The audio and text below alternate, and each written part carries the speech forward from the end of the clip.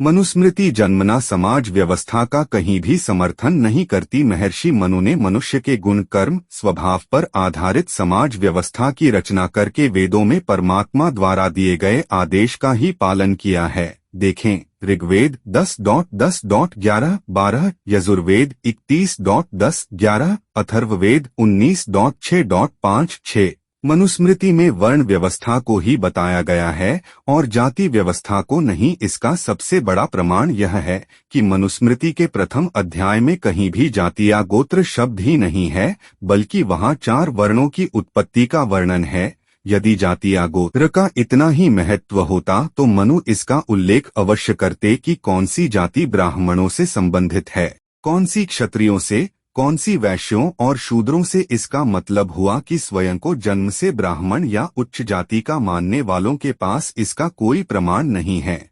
ज्यादा से ज्यादा वे इतना बता सकते हैं कि कुछ पीढ़ियों पहले से उनके पूर्वज स्वयं को ऊंची जाति का कहलाते आए हैं।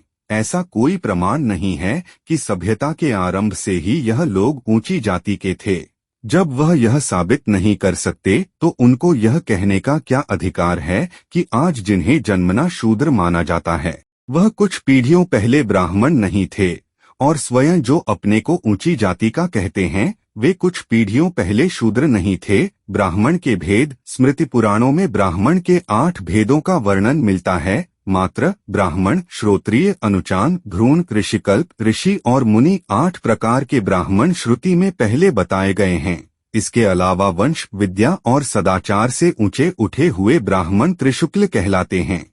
ब्राह्मण को धर्मज्ञ, विप्र और द्विज भी कहा जाता है। पुराणों के अनुसार पहले विष्णु के नाभि कमल से ब्रह्मा हुए। ब्रह्मा का ब्रह्मर्षि नाम करके एक पुत्र था। उस पुत्र के वंश में पारब्रह्म नामक पुत्र हुआ। उससे कृपाचार्य हुए। कृपाचार्य के 2 पुत्र हुए। उनका छोटा पुत्र शक्ति था। शक्ति के 5 पुत्र हुए। उसमें से प्रथम पुत्र पाराशर से पारीक समाज बना। दूसरे पुत्र सारस्वत के सारस्वत समाजा। तीसरे ग्वाकला ऋषि से गौड़ समाजा। चौथे पुत्र गौतम से गुर्जर गौड़ समाजा। 5वें पुत्र श्रृंगी से उनके वंश शिखवाल समाजा। छठे पुत्र दाधीच से दायमा या दाधीच समाज बना।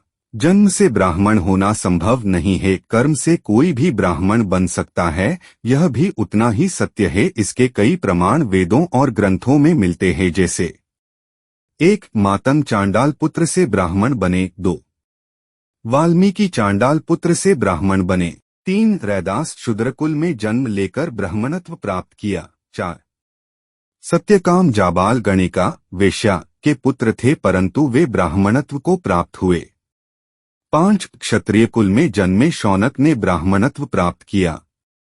6. ऐत्रेय ऋषि दास अथवा अपराधी के पुत्र थे परंतु उच्च कोटि के ब्राह्मण बने और उन्होंने ऐत्रेय ब्राह्मण और ऐत्रेय उपनिषद की रचना की। वर्टिकल बार ऋग्वेद को समझने के लिए ऐत्रेय ब्राह्मण अतिशय आवश्यक माना जाता है। ब्राह्मण के गुण एवं कर्म। अंतरंग में ब्राह्मण वृत्ति जागते ही बहिरंग में साधु प्रवृत्ति का उभरना स्वाभाविक है। ब्राह्मण अर्थात लिप्सा से जूझ सकने योग्य मनोबल का धनी, प्रलोभनों और दबावों का सामना करने में समर्थ, औसत भारतीय स्तर के निर्वाह में काम चलाने से संतुष्ट। स्मृति ग्रंथों में ब्राह्मणों के मुख्य 6 कर्तव्य षटकर्म बताए गए हैं। 1. पठन, 2. पाठन, 3. यजन, 4. याजन, 5. दान, 6. प्रतिग्रह। शतपथ ब्राह्मण में ब्राह्मण के कर्तव्यों की चर्चा करते हुए उसके अधिकार इस प्रकार कहे गए हैं। 1. अर्चा, 2. दान, 3. अजेयता, 4. अवध्यता। ब्राह्मण के कर्तव्य इस प्रकार हैं। 1. ब्राह्मण्य वंश की पवित्रता। 2. प्रतिरूपचर्या कर्तव्य पालन। 3. लोकपक्ति लोक को प्रबुद्ध करना। ब्राह्मण के 9 गुण सम, दम, तप, शौच, क्षमा, सरलता, ज्ञान, विज्ञान, आस्तिकता। हमारे कीप धर्मा चैनल से जुड़े, लाइक करें और सब्सक्राइब जरूर करें।